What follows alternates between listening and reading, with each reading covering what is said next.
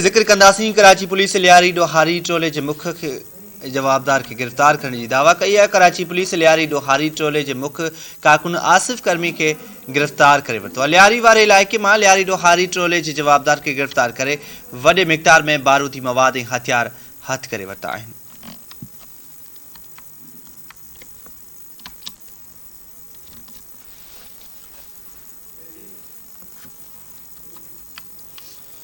कंदकोट जे C section थाने की हद में अणसुञातल हथियारबंदन मोटरसाइकिल सवारन मथा फायरिंग करे ॾिनी। नतीजे में एक जणो थड़े ते क़तल ऐं ॿियो ज़ख़्मी थी वियो। मलीर स्टाफ वटि इंडस हाईवे ते अणसुञातल जवाबदारन मोटरसाइकिल सवारन के बीहण जो इशारो कयो। न बीहण तां जवाबदारन मथन फायरिंग शुरू करे ॾिनी। फायरिंग के नतीजे में फायरिंग में असलम गिशकोरी थड़े ते क़तल थी वियो, जॾहिं त गोलियूं लॻण सबब ज़मीर गोलो ज़ख़्मी थी पियो। पुलिस मक़तूल जो लाश ऐं ज़ख़्मी के अस्पताल मुंतक़िल करे छॾियो। इतला ते मक़तूल जा वारिस अस्पताल पहुता, जितां मढ़ ज़रूरी कार्रवाई बाद वारसन हवाले कयो वियो ऐं ज़ख़्मियन के तिबी इमदाद ॾिनी वई। उमरकोट में फूड इंचार्ज मच्छी मार्केट ते छापो हणी मुअल जानवरन जो गोश्त हथ करे वरितो आहे। ज़िक्र कयूं पिया उमरकोट में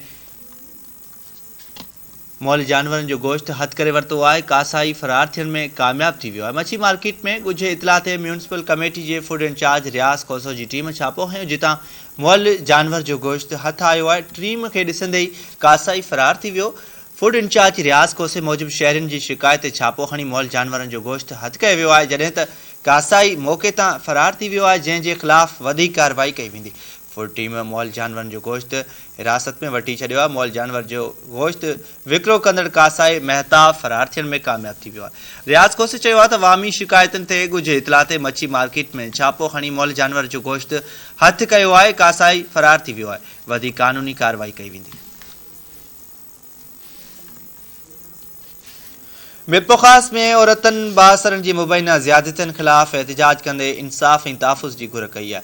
माली कॉलोनी वासी औरत मस्मात सोनिया जमाली मासूम ॿारन समेत एवान इंसाफ ताज़ो एहतजाज कंदे इल्ज़ाम हयो आहे त इलाइक़े जे बासरन गुलसन सलाहदीन सराज मासूम न्याणी के अगवा करण की कोशिश कई। औरतन चयो आहे त बासरन केतरा ई भेरा घरन में दाख़िल थी तशद्दुद करण बाद न्याणियुनि सां ज़्यादती करण की कोशिश कई है। मुज़ाहिरीन DIG ऐं SSP मिरपोखास का मुतालबो कयो त नोटिस वठी बासरन खिलाफ कार्रवाई करे इंसाफ ऐं तहफ़ुज़ फराहम कयो वञे।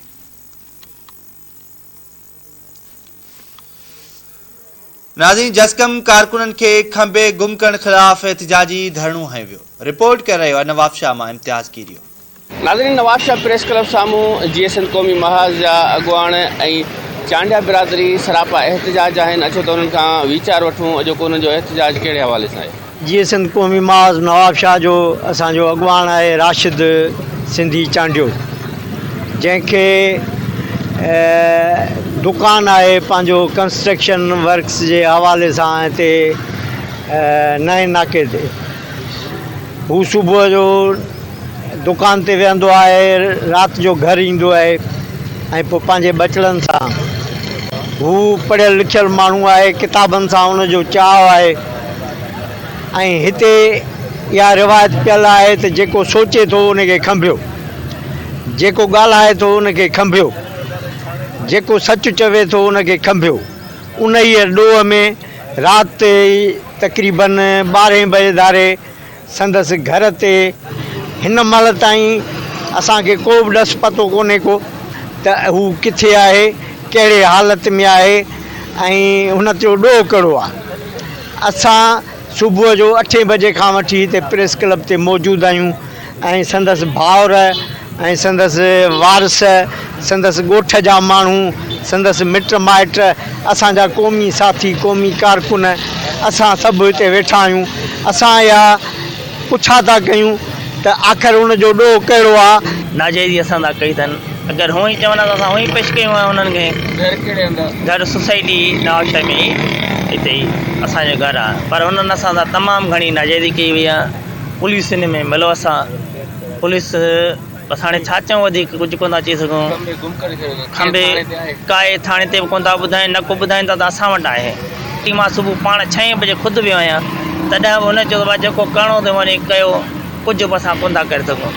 राशिद सिंधी चांडियो खे खंबे गुम करण कयो वियो आहे, जंहिंजे लाइ असांजो एहतजाज जे पासो जारी आहे।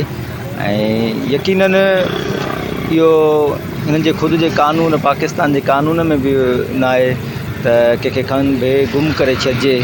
ऐं इहा ख़ुदि कानून जी लताड़ आहे ऐं हिननि जा कानून नाफ़ुज़ कंदड़ इदारा कानून जी ख़ुदि लताड़ करे रहिया आहिनि। ऐं इहा इंसानी हक़नि जी संगीन भञकड़ी आहे। कैमरामैन मोहम्मद रमज़ान भट्टी सां गॾु इम्तियाज़ कीरियो, धरती टीवी नवाबशाह। रिपोर्ट अमां ॾिठी। हाणे हिते ज़िक्र कंदासीं खैरपुर में मदीने शरीफ़ में बेहुरमती ख़िलाफ़ एहतजाजी रैली कढी वई। ॻोठ हाजी नूर अहमद बुगटी जे रहवासियुनि ॻोठ खां प्रेस क्लब ताईं रैली कढी मुज़ाहिरो कयो। उन मौक़े ते एहतजाज कंदड़नि चयो त PTI जे कारकुननि मदीने शरीफ़ जहिड़े मुक़दस जॻह ते वज़ीर आज़म शहबाज शरीफ़, शाह हसीन बुगटी ऐं ॿियनि अॻवाननि सां बदतमीज़ी ऐं बेहुरमती करे पंहिंजे पत वाइकी करे छॾी आहे। उन्हनि चयो त हर माण्हू नज़रियाती ऐं सियासी इख़्तिलाफ़ रखी सघे थो, पर PTI अदम एतमाद जी कानूनी तहरीक खां पोइ बौखलाहट जो शिकार थी वई आहे। एहतजाज कंदड़नि मुतालबो कयो त तहरीक इंसाफ़ जे कारकुननि खे गिरफ़्तार करे सख़्त सज़ा ॾिनी वञे। गोसपुर में अगवा थियल नौजवान जी बाज़ियाबी लाइ एहतजाजी मुज़ाहिरो कयो वियो। ॻोठ गुलाम कादिर शेख जो रहवासी 4 ॾींहं पहिरियां अगवा थी वियल नौजवान रहीम बख़्श शेख जे बाज़ियाबी लाइ वारसनि ऐं ॻोठाणनि पारां पाक किताब हथनि में खणी एहतजाजी मुज़ाहिरो कयो वियो। उन मौक़े ते एहतजाज कंदड़नि चयो त 4 ॾींहं अॻु नौजवान गोसपुर में खीर विकिरो करे वापसि ॻोठ ईंदे मुबैना अगवा थियो आहे, पर पुलिस ख़ामोश तमाशाई बणियल आहे। हुननि चयो त ग़रीब मिसकीन औरत आहिनि, सफ़र गुज़र करे पेट पालीनि था। मुग़वी रहीम बख़्श खे अगवा थींदे 4 ॾींहं गुज़रण बावजूदि गोसपुर पुलिस कख भञी बीणो न कयो आहे। एहतजाज कंदड़नि चिता ॾिनो जेकॾहिं नौजवान खे बाज़ियाब न कयो वियो त सख़्त एहतजाज कयो वेंदो।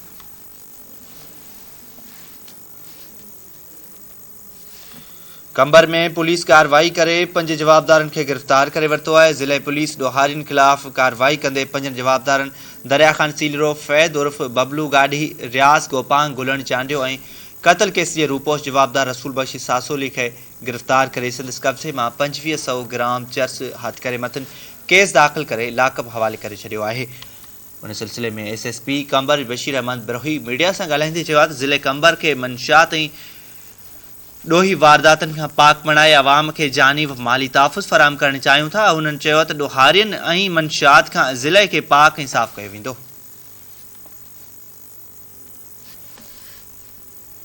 बाढे में बदमनी वधी वई, मोटरसाइकिलनि जी फ़ौरुनि खे छूट मिली वई। रहवासियुनि इख़्तियारियुनि खां नोटिस वठण जी घुर करे छॾी आहे। अडेरा रोड ते फ़ौरू सेकुल आहिनि। मेन मुख़्तियार अहमद जहत खां मोटरसाइकिल ऐं ॿियो सामान फुर करे विया। ॻोठाणनि जी मदद सां फुर कंदड़नि जो पीछो कयो वियो, जंहिं बाद फ़ौरू मोटरसाइकिल छॾे रोक रक़म ऐं मोबाइल फ़ोन समेत फ़रार थी विया आहिनि। उॾां पुलिस खे इतला ॾियण ते बाढे पुलिस जाइ वारदात वारे हंधि पहुची मुआइनो करण बाद ॾोहारियुनि जी ॻोल्हा करे रही आहे।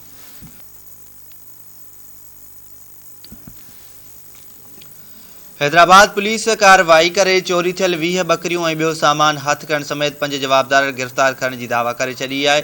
ASP अनिल हैदर जी पुलिस हेडक्वार्टर में प्रेस कॉन्फ्रेंस कंदे चयो आहे त CI पुलिस हैदराबाद थाणो बुला खान जी हद में कार्रवाई कंदे चोरी थियल 20 बकरियूं 14 अदद सोलर इन्वेटर ऐं हथ करे वरितियूं आहिनि। हुन चयो त जवाबदारनि पारां मलिक चंगीज़ जे जवण ते चोरियूं करण जो एतराफ़ कयो वियो आहे। ASP अनिल हैदर चयो आहे त DIG हैदराबाद DSP CI खे चोरी वारे मामले जी जांच लाइ टास्क ॾिनो वियो। चोरी थियल 20 बकरियूं हथ करे 5 जवाबदारनि खे गिरफ़्तार करे वरितो आहे। संदसि चवणु हो त जवाबदारनि जांच दौरान ॿुधायो आहे त मलिक चंगेज़ इलाइक़े खे बदनाम करण जे लाइ असां खां चोरियूं करायूं।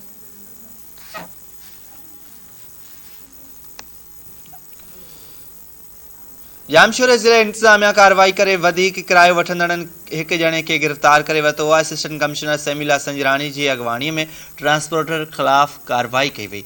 मुसाफ़िरनि जो चवणु हो त ईद वेझो ईंदे ई ट्रांसपोर्टर किरायो ॿीणो करे छॾियो आहे। असिस्टेंट कमिश्नर चयो त वधीक किरायो वठंदड़ ट्रांसपोर्टरनि ख़िलाफ़ कार्रवाई कंदे हिकु ॼणे खे गिरफ़्तार कयो वियो आहे।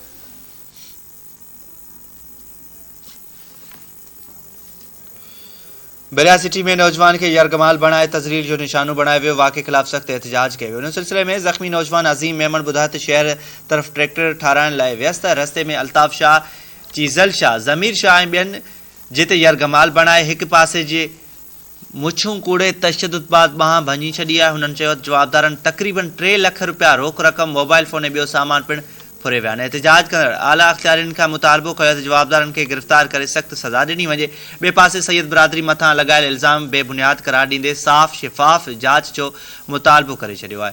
राब्ते ते बिरिया सिटी पुलिस ॿुधाए त वाक़े जी NC दाख़िल करे ज़ख़्मी नौजवान खे इलाज लाइ लेटर ॾिनो आहे। वधीक जांच करे रहिया आहियूं।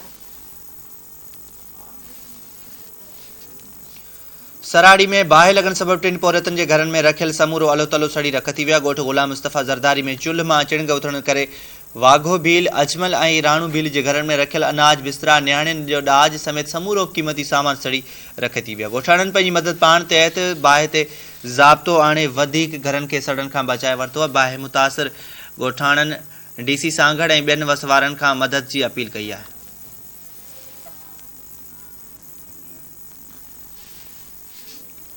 महीनों अॻु अगवा थियल पैनू फ़कीर बाज़ियाब थी घर पहुची विया। ॻोठ चक गुलनशाह वासी आशिक़ कोरी ऐं माशूक़ लोड़ो खे महीनों अॻु अगवा कयो वियो हो। दाड़ियलनि ॿिन्ही पैनू फ़कीरनि जी बाज़ियाबी लाइ वारसनि खां 5 लख रुपया भुंग तलब कयो हो। इलाइक़े में चौबोल आहिनि त वारसनि पारां चंदो करे 1 लख रुपया भुंग भरे ॿिन्ही फ़कीरनि खे बाज़ियाब करायो वियो आहे। नाज़ी राधण जे ॻोठ मिठो लाखेर में पुलिस जी सरपरस्ती में वठण जे वाढे जारी आहे। रिपोर्ट करे रहियो आहे मुनीर सुमरो। राधण भरिसां ॻोठ मिठो लाखेर में पुलिस जी सरपरस्ती में वणनि जी वाढी कई पई वञे। अरबाब लाखेर औरतुनि ऐं ॿारनि सां गॾिजी एहतिजाज कंदे चयो आहे त असांजो मसइलो अलाह ताला पुलिस जे हथां खणाए विया आहिनि। हींअर वण पिया वठाइनि। असांखे इहो आहे त असां पंहिंजो सामान ॾियनि, पंहिंजा अलाह ताला था ॾियनि। का शइ घरनि में छॾनि हेठि सुता पिया उहे उते छुटियूं बनियूं असांजो हर शइ आहियूं।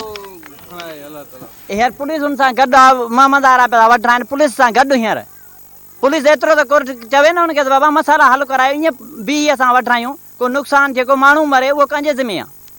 असांजे ज़मीनियूं असांजूं, तंहिंजे करे पुलिस बि पाण जे सिर पाण थी वण वढाए। ईअं त सुठो न करे न। पाण रिकॉर्ड खणिजे जंहिंखे जी ज़मीन छे पाण वढाए जिन त असांजी ज़मीन पाण निकिरे वण असांजा, असांजी ज़मीन में सर्वे नंबर असांजे में हा असांजे में पाण भली रिकॉर्ड खणी चए। बाक़ी ईअं हर पुलिस ना आहे की ज़ुल्म न करे न। अॻ में बि पुलिस एतिरा अलाह ताला खणाए नुक़सान करे छॾिया। जहिड़ा जहिड़ी पुलिस थी कराए बि रिश्वा खाई सुठो पुलिस नथी करे। ईअं एतिरी पुलिस सोचे त सही त धुर न मां ख़ैर घुरां। असां कोर्ट ते बि 2-3 चकर त हैदराबाद जंहिंमें असांजो अलाह ताला खणी असांखे का शइ न मिली आहे। SP GSP तोड़ी विया आहियूं। नेंगोट थाणे ते 3 चकर क़ुर शरीफ़ खणी आऊं त बि असांजो तदारक न थियो। छो नथो थिए? हींअर पैसा वठी हींअर पुलिस चोथी वण वढाए असांजा मसालो हल कराइनि न। ॿिए पासे वाक़े वारे हंधि पुलिस अहलकारनि जो चवणु हो त असांखे कोर्ट सगोरी हुकुम कयो आहे, उन ई लाइ बीठा आहियूं। जॾहिं त पुलिस खां उहो आर्डर पुछो त खेनि ॾेखारण खां लाचारी ज़ाहिर कई।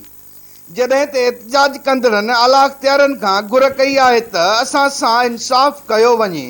कैमरा टीम सां गॾु मुनीर सुमरो, धरती TV न्यूज़, राधण।